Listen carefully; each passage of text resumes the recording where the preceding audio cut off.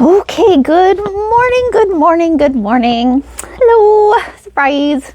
So Ellen here for MK Quilts, and we have a new Halloween fabric that I want to show you. So the first group is Coven from Moda, and it has this sweet panel of witches. So we can kind of see, we got the beautiful roses, witches with the moon, some great pumpkins, little haunted house, fun crow. Really sweet group. Now this has two projects with it, so we're looking at what you think we should kit up today. So with Coven, the first project is called Neighborhood Views, where it's using those panels inside houses, and it uses a charm pack for those other little bits of color, and then some really nice just background fabrics, and then like a dark for the house. Really fun, right? Now, this group also has a fun little tote where you are using the witches as kind of main panel, and then it's two-sided, so you do another one. So you could make multiple kind of totes out of the panel. Pretty cute, right? So let us know if you think we should kit this up, either one of these projects, because we all get so excited with everything that comes in, so we need to know which to make. Now the other one that came in, and it's the fabric that's kind of right here behind me, more traditionals in these blacks and oranges, and it's called the Mr. Moon group. And this was a panel that I saw, I'm like, Melissa, we're getting it. It's hilarious. So we have this giant red orange moon, a little fence and a little witch coming behind. Very deep colors and very kind of vintage-esque vibe for Mr. Moon. And I just love how big he is. He's just so big. He's really awesome.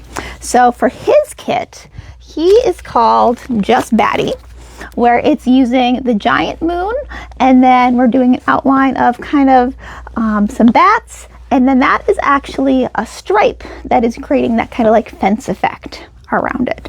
So this is another really fun option. So should we make up Just Batty?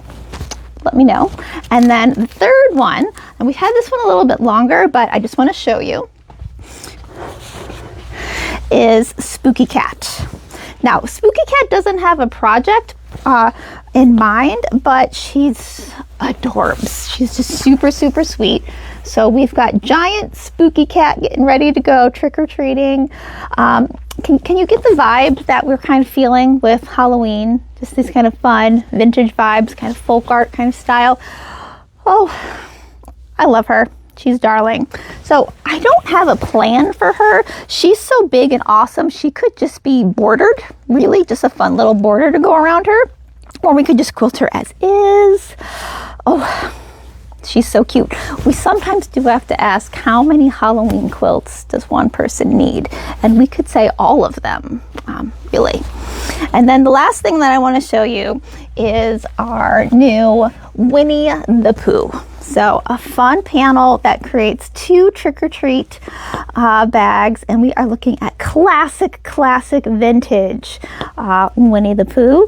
The other one is in grays. So we've got them trick-or-treating, and look at Tigger.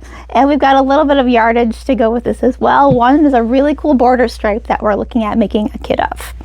Now, if you look at my wall, there's more Halloween. There's more fall here.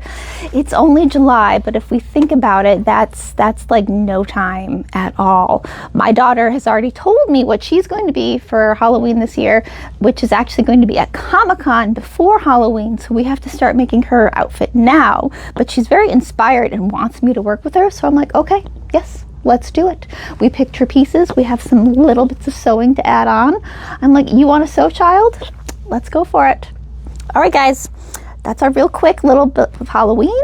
So let me know what you think we should make up. And if you want to order something, give us a call. Bye.